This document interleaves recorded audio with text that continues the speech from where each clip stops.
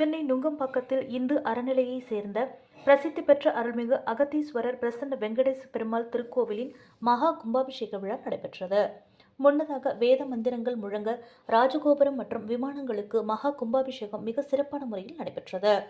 இந்நிகழ்ச்சியில் இந்து அறநிலைத்துறை அதிகாரிகள், பகுதி முக்கியஸ்தவர்கள், பக்த கொடிகள் திரளாக கலந்து கொண்டனர்.